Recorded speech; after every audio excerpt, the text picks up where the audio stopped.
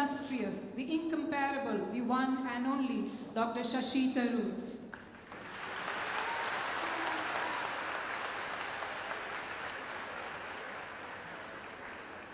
My God, what an introduction. How does one live up to that? Most respected His Grace Mar Joseph Kalaganagat, patron of this institution. Monsignor Dr. Joseph Thalathil, manager. Reverend Dr. Shaji John, your principal. Dr. Sonia Sebastian, head of the Department of English.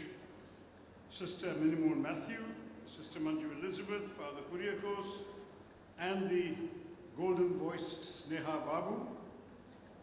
All the members of the faculty, students, friends, well-wishers, എല്ലാവർക്കും എൻ്റെ വിനീതമായ നമസ്കാരം.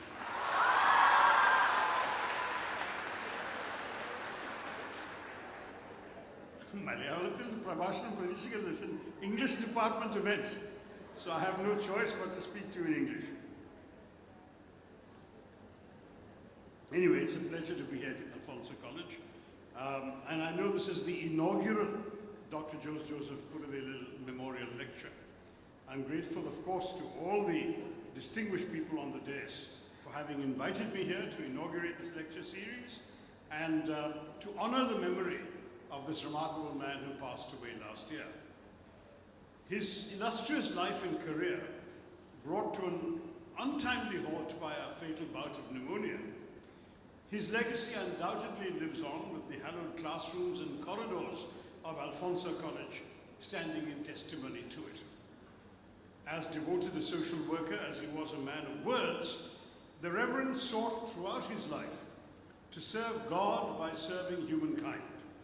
And so it was that he dedicated a lifetime to building up this venerable institution which imparts spiritually oriented and value-based education to young women who in the years since the college's founding in 1964, exactly 60 years ago, have all gone on to attain great heights in a dazzling array of fields, making their alma mater proud as Olympians, as Arjuna awardees, IPS and IRS officers, and even film stars. Worth recalling on this wonderful occasion of your Diamond Jubilee year. As a former bursar and head of the Department of English, Dr. Pudavelil left an indelible imprint on Alfonso, enhancing its capacity to instill greatness and moral rectitude in its students. It is to Dr. Pudavelil's foresight that Alfonso's Jubilee Block and administrative blocks owe their grandeur, and it was his unrelenting pursuit of academic advancement that led to the introduction of the aided postgraduate course in the Department of English and the annual national seminars which have augmented the scholarly potential of numberless students. What's more, to ensure that the students of Alfonso possess such linguistic and communication skills that are indispensable in today's globalized world, Dr. Pudavelil played a leading role in refurbishing the college's state-of-the-art language lab.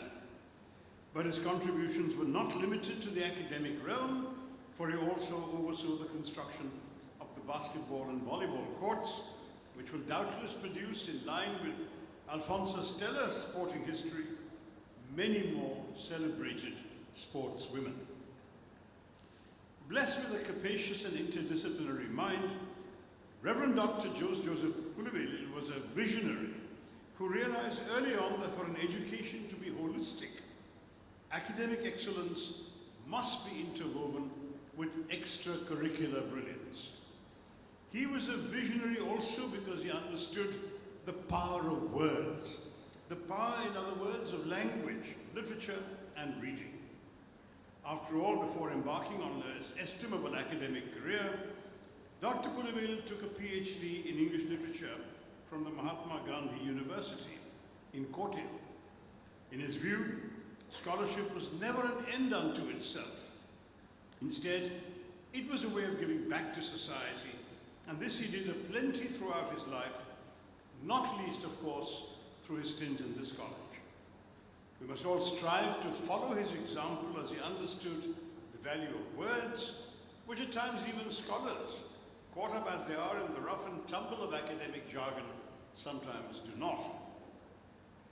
When I recently launched my 26th book, A Wonderland of Words, in New Delhi and Kolkata, I was breathlessly asked by journalists over and over why I had taken the trouble to pen an entire volume of words on the wonders of the English language. My answer was simple. For me and for such logophiles or lovers of words as Dr. Pulavedil, it is never just about words for their own sake. It was my father, Chandran Tharoor, who instilled in me the conviction that words are what shape ideas and reflect thought. And the more words you know, the more precisely and effectively you are able to express your thoughts. This, I'm sure, Dr. Pulavedil understood too.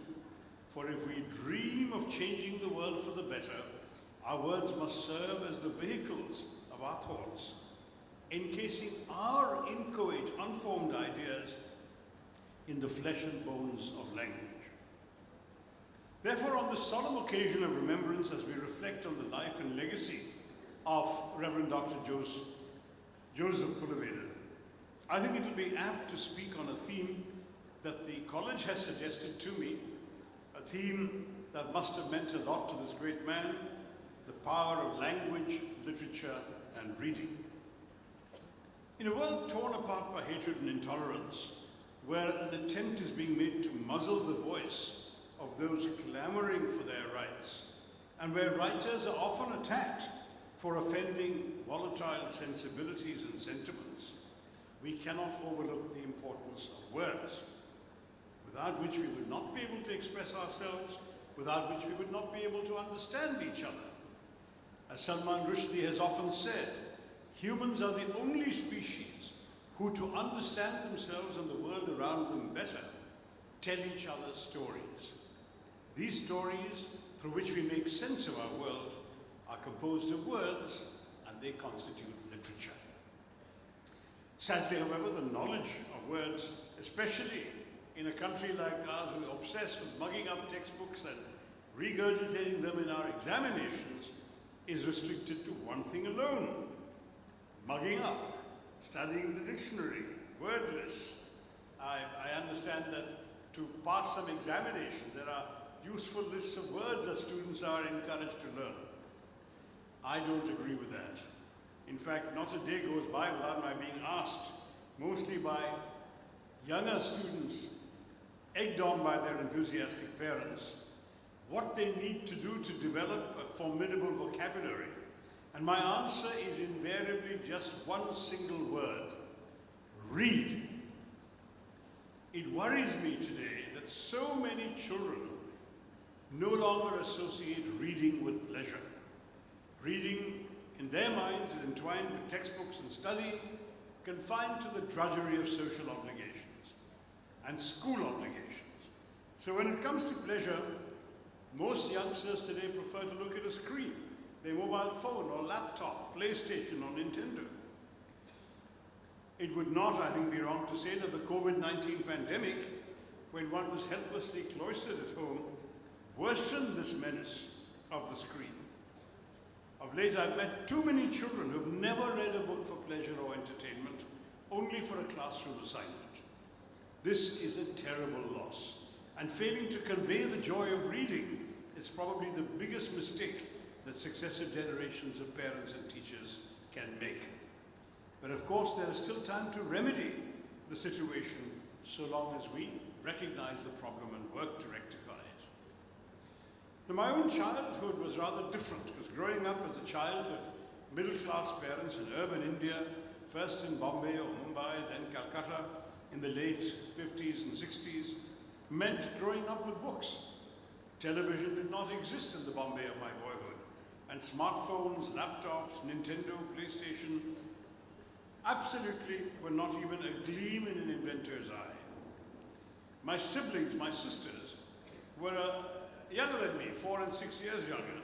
So what could you do when you weren't with your friends? Read. And why wasn't I with my friends? Because I was an asthmatic child and I couldn't go out and play.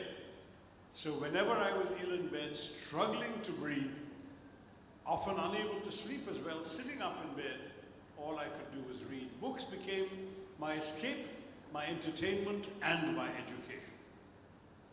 I read copiously, indiscriminately, but also rapidly.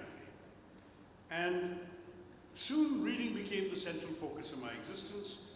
There was not a day in my life that did not focus or feature a book. One year, I foolishly set myself the challenge of reading 365 books, one for each day in the year. I kept a list of the volumes I finished. Comics did not count. And indeed, I managed to reach 365 before Christmas. But I told my own sons never to do this, never to read to a deadline. Always read for pleasure, because fulfilling any arbitrary target like that just spoils the joys of reading. An abiding memory is of my mother coming into my room around 11 every night and switching off the light while I was reading. I wasn't smart enough to think of holding a torch, a flashlight, under the blankets. But sometimes I would wait for my parents to fall asleep in their room and then surreptitiously switch on my light again to finish the book they had interrupted. I tell you the story because the journey that began my adventure of reading is often ignited by a single book. And my mother actually started me out by reading to me when I was a tiny little toddler. When I was still in diapers, she would read to me from the noddy books of Enid Blyton, stories about a nodding wooden doll and his friends in Toyland. My mother jokes that she read them so badly that I couldn't wait to grab the books from her by myself. So before I was 3, I was reading, Noddy first, and soon moving up to other stories by the world's most prolific children's author, Enid Blyton, whose prodigious output of over 200 books could take you through an entire childhood. It was only the beginning, though. The classroom offered other books with its British-inspired curriculum. At the age of 9, I was reading Lamb's Tales from Shakespeare. At 10, Charles Dickens' Oliver Twist, both unabridged. And Shakespeare himself, mildly expurgated, made an appearance in the syllabus when I was 11. In the same year, an otherwise detestable teacher dictated a passage from P.G. Wodehouse on a spelling test and launched me on the first great literary passion of my life. One of the great humorous comic authors of the world. If you haven't read P.G. Wodehouse, I recommend it strongly to you. There were also several Indian stories that I raced through. In those days, there were very few Indian children's books available in English in a market still dominated by the British. The one area where Indian publishers could hold their own was in retelling the Indian classics. So I remember several versions of the traditional tales I'd heard from my grandmother, episodes from the Ramayana, the Mahabharata, which later inspired my first novel, the Great Indian Novel, the fables of the ancient Jatakas and the Panchatantra. The other Indian stories I remember enjoying as a child were clever short stories about Birbal and Tenali Raman, two wise and witty men from opposite corners of the country who resolved problems in what were essentially extended anecdotes. So mine was all in all an eclectic reading list. It is, I suppose, a uniquely Indian experience to embrace both Blyton and Birbal, Jeeves and the Jatakas, Tintin and Tenali Raman, all in one reading. What persists, and I have no doubt will persist, is a vivid sense of books devoured as a source of pleasure and of vicarious experience. You learn about the rest of the world through the experiences that you have not had, but you have read about in your books. Books, I firmly believe, are like the toddy tapper's hatchet, the kodubar, cutting through the rough husks that enshroud our minds to tap into the exhilaration that ferments within. It is a boundless curiosity of children that reading stimulates, and in so doing paves the way forward for them to begin their own adventures of reading and eventually wielding words to effect vigorous change with visions of a better, more peaceful, plural, and more progressive world. That is the power of words, of language, of literature, of reading. What more should I say about them? Writers, after all, are supposed to write. We should leave the pontificating to the professors. But once in a while, even writers are forced to think about their craft, to interrogate themselves. I was obliged to do so some years ago when I found myself the subject of a long interview which included the somewhat startling question, do you think your text belongs to you? I suppose it was inevitable that sooner or later a professor of literature would ask me this postmodernist question. I had to explain that not only have I never taken a writing course, I didn't even study English literature at university. I thought that would be like learning about girls at medical school. If you love a subject, enjoy it for itself, don't let the academics spoil it for you, was my attitude. Now, I shouldn't be saying that at an English department lecture, but I tell you this because for me, writing is a wholly instinctual activity.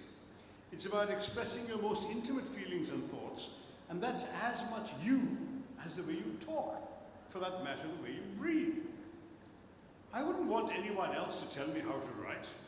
In my writing, I've always seen the telling of the tale as being as important to me as an author as the tale itself. My text belongs to me in that the words I have chosen to employ are the only ones that are authentic to what I have tried to convey. The same story, the same concerns can obviously be told or expressed by different writers in different ways. My way is the way in which my text has chosen itself to tell itself through me. And in that form, it belongs solely to me, which is why we have copyright and why teachers don't want you to plagiarize. But I've often felt as a writer that I'm giving expression to something beyond myself, something that emerges from a different realm that I perhaps consciously tap into in the act of writing. To that degree, the text is both mine and beyond me, an artifact that emerges like a stream from the ocean of stories, the Katha Saritha Sagara, that I have been privileged to channel to my readers. For that reason, I'm prepared to accept the notion that my text may contain hidden meanings of which I myself was not conscious during the act of writing. This is certainly true of painters who may find something emerging from the brushstrokes they have applied on canvas that was not wholly present in their minds when they were wielding the brush. Though text seems more limiting than paint, the principle is essentially the same for all art. Of course, the critic who reads meanings that the author did not consciously intend is guilty of a form of subversion, and the author is entitled to argue, if he's still alive, that his text does not support the critic's analysis. There, the onus is on the critic to make his case, and for the fair-minded reader to draw her own conclusions. My 26 books have all, in different ways, been about my personal exploration of India, of the forces that have made and nearly unmade it, of the historical and philosophical traditions that have shaped the Indian identity.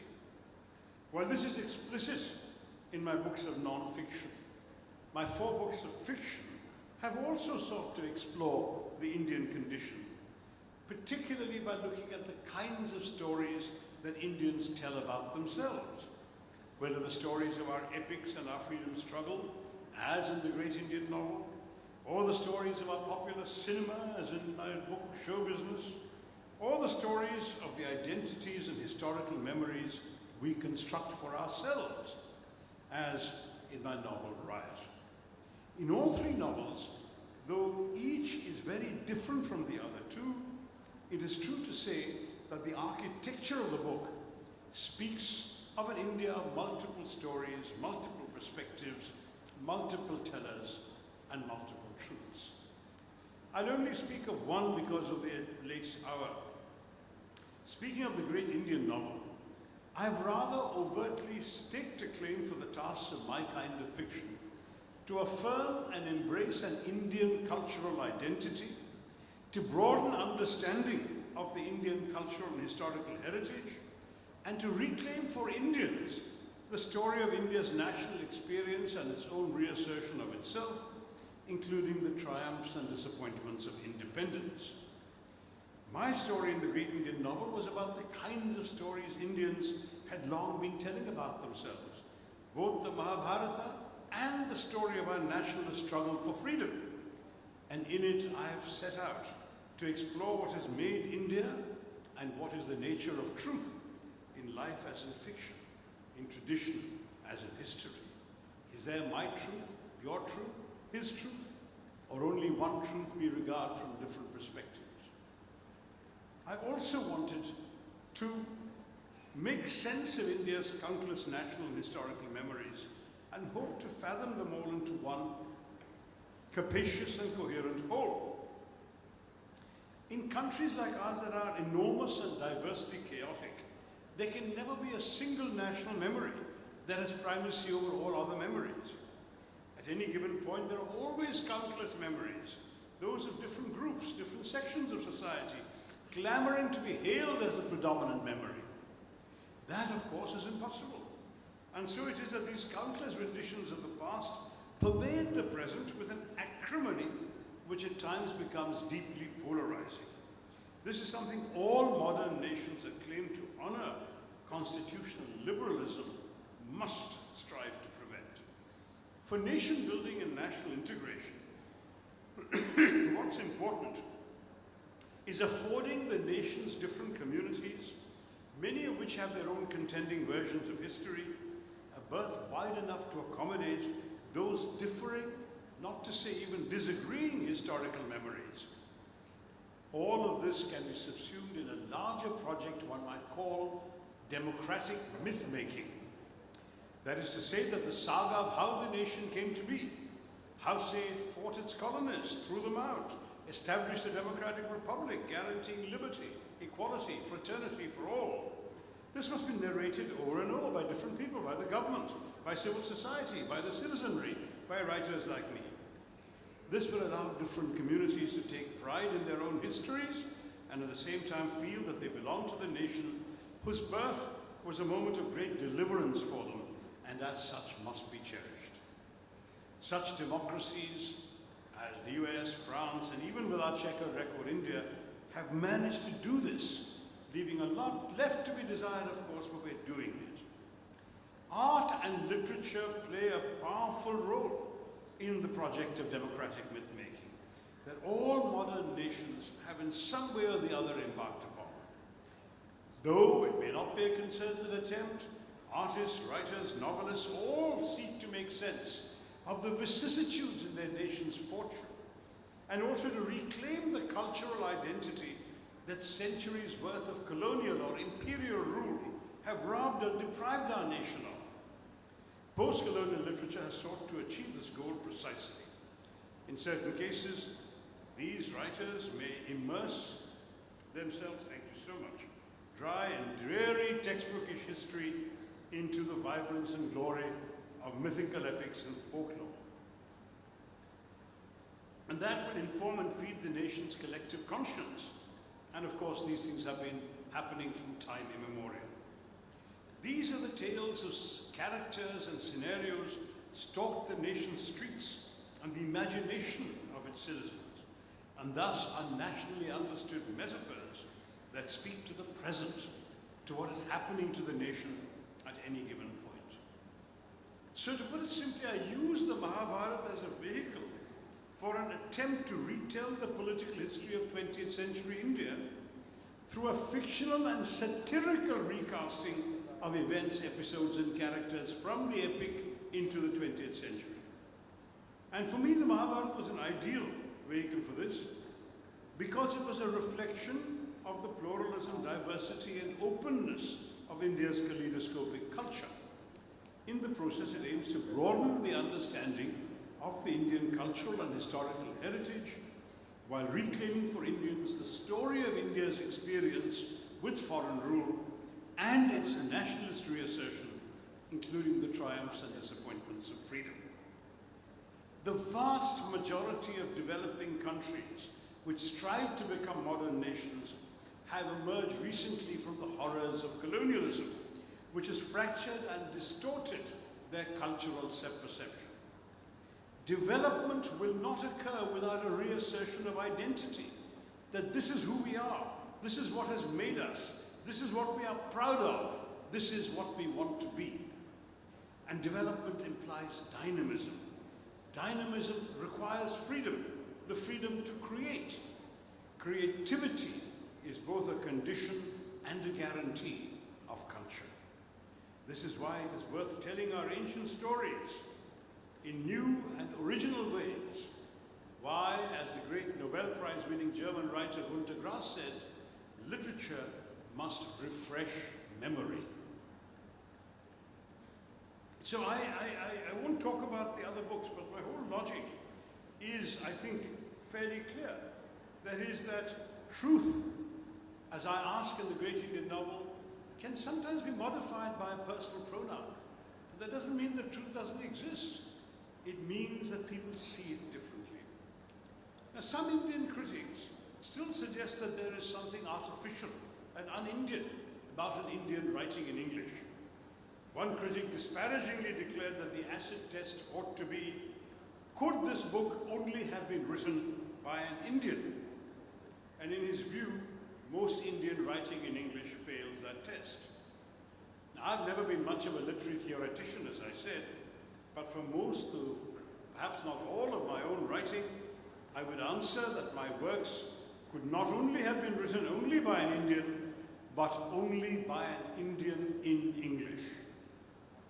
I write for anyone who will read me, but first of all for Indians like myself, who've grown up in India, speaking, writing, playing, wooing, quarreling in English, all over the country. No writer really chooses a language. The circumstances of your upbringing ensure that the language chooses you. Members of this English-speaking class have entered the academy and condemned themselves in terms of bitter self-reproach. One Indian scholar, Professor Harish Trivedi, has asserted in English that Indian writers in English are cut off from the experiential mainstream and from the common cultural matrix that is shared with writers of all Indian languages. In fact, he metaphorically cites the fictional English medium school in an R.K. Narayan short story, whose students must first rub off the sandalwood paste caste marks from their foreheads before they enter its portals. That this golden gate of English, he says, is only for the deracinated, the rootless, to pass through, for those who have erased their antecedents. But I thought the secular Indian state was supposed to encourage the erasure of casteism from the classroom. But the more important point is that writers like myself do share a common cultural matrix, though one perhaps devoid of helpfully identifying caste marks. One that consists of a pan-Indian upbringing, a pan-national outlook on the Indian reality. I don't think this is any less authentically Indian than the worldviews of writers in Malayalam or Hindi. Why should the rural peasant or the small-town school teacher with his sandalwood-smeared caste mark be considered more authentically Indian than the St. Stephen's College product or the Bombay socialite, who are as much a part of the Indian reality? India is a vast and complex country. In Walt Whitman's phrase, it contains multitudes. I write of an India multiple truths and multiple realities, an India that is greater than the sum of its parts. English expresses that diversity better than any Indian language I know, precisely because it is not rooted in any one region of our country. At the same time, of course, as an Indian, I'm very much conscious of my pre-Anglophone and my Kerala antecedents. My novels reflect an intellectual heritage that embraces the Mahabharata, the Kerala folk dance called the Autumn Thullal, of which my father was a gifted practitioner, and the movies of Bollywood, as also Shakespeare, Woodhouse, and the Beatles. Why not? I keep returning, of course, to villages in Kerala. I just spent Onam in my Tharwad in Palakkad. Yes, I've grown up in Bombay, Calcutta, and Delhi. Each of these Indian cities is a 1,000 miles apart from each other. The mother of my children is half Kashmiri, half Bengali. My own mother used to live for many years in the Tamil Nadu town of Coimbatore. So this may be a wider cultural matrix than the good Dr. Trivedi imagined, but it draws from a varied range of Indian experience. And English is a language that brings these various threads of my India together. The language in which my former wife could speak to her mother-in-law, the language that enables a Kolkatan to function in Coimbatore, the language that serves to express the complexity of that multilingual Indian experience better than any other language I know. Inevitably, the English language fundamentally affects the content of each of my books, but it does not determine the audience of the writer, because as long as translations exist, language is a vehicle, not a destination. And if you can't read me in English, all my books are available in Malayalam as well. Now, there's no shame in acknowledging that English is a legacy of the colonial connection, but not any way less useful or valid than the railways, the telegraphs, the law courts, which were also left behind by the British, and against which I've drawn up an extensive indictment in my book, An Era of Darkness. Historically, don't forget, English helped us to find our Indian voice.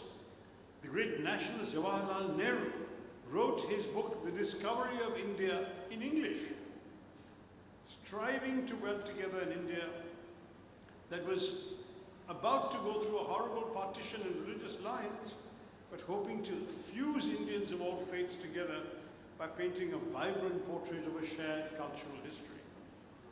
And so the eclipse of that dreadful phrase, the Indo-Anglian novel, has occurred precisely because Indian writers have evolved well beyond the British connection to this country. The days when Indians wrote novels in English, either to flatter or rail against their colonial masters, are well behind us. Now we have Indians in India writing as naturally about themselves in English as Australians or South Africans do. And of course, their tribe has been supplemented by India's rich diaspora in the United States, which has already produced an impressive crop of impressive novelists. Pulitzer, Booker Prizes, National Book Awards to their names.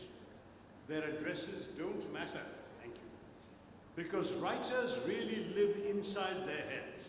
Thank you. Writers live inside their heads and on the page, and geography is merely a circumstance. They write secure of themselves in their heritage of diversity, and they write free of the anxiety of audience, for theirs are narratives that can appeal as easily to foreigners as to Indians. So read my books and those of other Indian writers, not because we're Indian, not necessarily because you're interested in the country, but because they're worth reading in and of themselves. And each time you pick up one of my books, ask not for whom I write for you. So to go back to the question which the professor asked me, does my text belong to me? I write, as George Bernard Shaw said, for the same reason that a cow gives milk. It's inside me, it's got to come out, and in a real sense I would suffer if it didn't. It's the way I express my reactions to the world I live in and see around me and try to imagine. It would be futile to claim ownership of it, as for a cow to assert that she owns the milk she has provided. No, dear readers, the text no longer belongs to me. It belongs to you.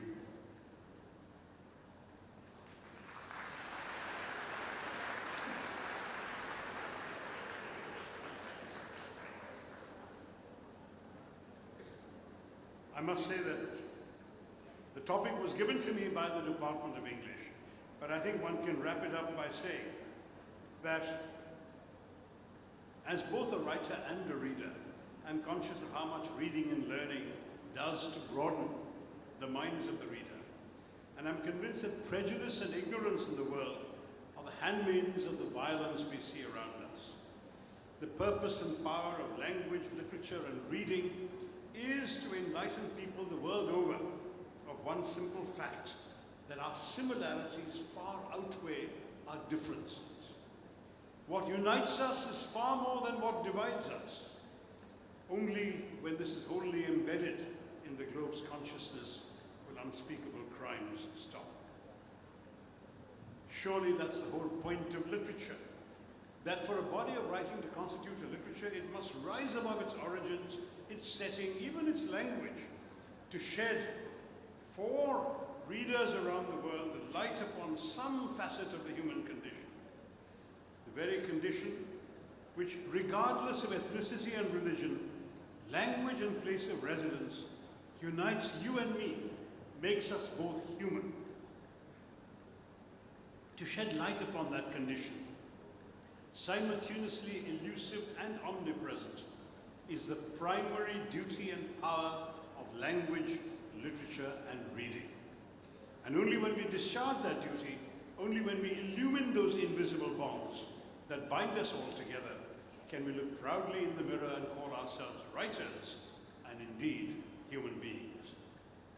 Once again, I'd like to thank Alfonso College, Pala, and especially your patron, the eminent Ma Joseph Kalarangad, for graciously inviting me to inaugurate this lecture series, instituted in homage to one who was in equal measure a man of God and a man of words.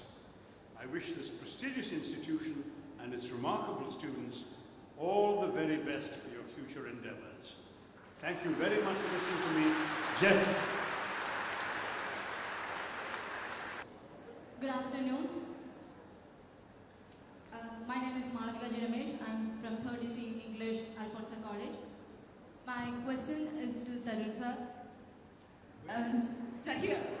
Okay. Right. Okay. So my question is, in this digital age, do you think literature and reading holds the same power to shape our society and challenge the authority, considering misinformation and social media often overshadow thoughtful discourse? So that is exactly the challenge, that where disinformation, especially on social media, can overwhelm reality, you must train yourself in how to read. And in fact, a grounding in literature, this is an English department lecture after all, actually encourages you to read and to understand the intentions of the writer. If you read the classics of literature, whether it's E.M. Foster's Howard's End or A Passage to India, whether you read works that try and depict books from different angles. I have written a novel called Riot, in which the story unfolds through 13 different voices, telling you 13 different points of view on what is happening on a particular riot. The whole idea is to train your mind to look behind what people are saying, to understand their intentions, their motives, and what they're really trying to accomplish. So my own view, young lady, is that reading is all the more necessary in this age of disinformation and social media. In fact, it is often said that if you go on WhatsApp, you will be misinformed. And if you don't read books, you will be uninformed. So it's important that you must read, be informed, and be critical in your reading. Now, on specific issues of facts and fake and so on, there are lots of fact-checking services available. You can go on any of them and just check what is actually real and what is not. But people often don't take the trouble. They swallow hook, line, and center a fake story.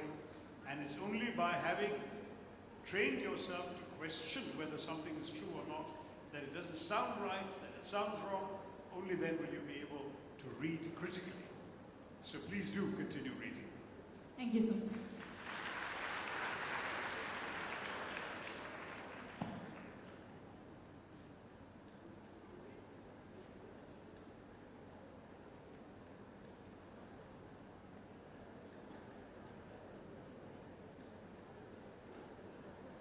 Hello, sir. Hi. I am Fatima from second year MA English. Let me say first, it was very pleasure to meet you. The person who was the author of a book I have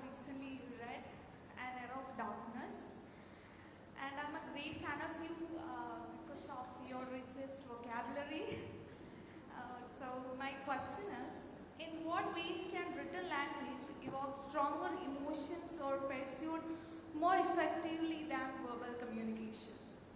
Well, you know, written language and spoken language are definitely different in their impacts. Logically, the argument is that the written language appeals to the reader's sense of reasoning, appeals to the rational mind, whereas the spoken language very often appeals to emotions and feelings and passions, the way the emphasis is put by the speaker. But I'm not sure that's the full story, because you could argue that even in written language, there can be non-fictional prose, which is rational and argumentative, and there can be fiction, which actually does appeal to the heart and the mind. I mean, not just the mind, but the heart and the emotions of the reader. So, my own view is words, which is what we have in common whether we're reading or speaking, or writing or speaking, I should have said. Words are actually instruments that we can use to embody our thoughts and our ideas. One of the most useful skills in any profession that you go to once you have passed out of college, whether you're going to be a teacher, whether you're going to join a private company and be persuading your manager of something, whether you're going to be a salesperson and talking to the public, whether you're going to be merely in a situation where you have to address an audience like this, the ability to use words to communicate to others and to influence them is going to be an asset to you. So I would urge you to see words, whether written or spoken, as instruments of your ideas, your thoughts, and your intentions. So if you want, for example, to persuade a professor that you need to be given an extension on a paper you haven't turned in, you would use words very differently from the words you would have to use if you were ticking off a younger sister for not doing her work. There are different ways in which we would express thoughts and use the words and the way of communicating those words differently. If you look at formal writing, in India finally we've broken free by and large of this kind of Babu English that the British taught, which was very stilted, artificial language for official letters. Now people are writing much more directly and communicatively, and that's good. Emails have also simplified and made communication more direct. Today, many of your generation seems to prefer to communicate by text on WhatsApp or on SMS, rather than by writing long and elaborate things. Some of you even prefer to text rather than to speak. So each has its own impact. And I would urge you all to think for yourself as to whether a particular choice you have made serves the purpose. If you are sending a very important message that you want somebody to remember and if necessary refer to again, then writing is more important. If you are saying something that you feel has to go directly into their heart or their mind, maybe a telephone call is more important. You have to choose the medium for the message and the words that are appropriate to both. Good afternoon, sir. I'm Aparna Vishwam from Department of English, Alfonso College, Pala. And your command of English language is well known. And how important do you think vocabulary and linguistic flair are in modern writing? And how do you think writers can develop this skill? You know, I think that vocabulary is useful only because your thoughts are merely thoughts until you give them shape through your words. The words must be able to express the complexity of your thought. Very often people say, I know what I'm feeling, but I can't put it in words. That shows a certain lack of vocabulary. Or maybe it also just shows an intensity of emotion that cannot be expressed in words. It's not impossible. But for the most part, if you have the words and you understand how the words are to be used and what the nuances are of those words and how they're meant to be put across, then you will always be able to communicate your thoughts aptly. You will not have people saying, oh, I misunderstood what you said, because you have used the right words to say it. That's why I think a vocabulary is important. I don't think a vocabulary is important to pass an exam or to show off big words. I'm certainly very much in favor of using words that everybody can understand rather than words that are designed only to impress. It is important to be able to reach out to everyone. So I'm not suggesting at all that you should be confined to big words or fancy words or words you've learned off a list. On the contrary, very often simple words are enough to convey your ideas. But if your ideas are complex, you often need a complex vocabulary to explain what those ideas are. And particularly if you're studying in the English department, your English professors have every right to assume that you have read enough and know enough to be able to express your ideas with precision and clarity. And that's very important to be able to do. Good luck, and thank you all for listening so patiently. Good luck to all of you. Thank you, everyone. Dr. Shashi Tharoor makes us proud as Malayalis, as Indians, and as global citizens. Today, we have the rare opportunity to have him among us, and it is fitting that we honor him for his exceptional contributions. I request our dear principal, Reverend Dr. Shaji John, to present Dr. Shashi Tharoor with a ceremonial shawl as a symbol of our appreciation.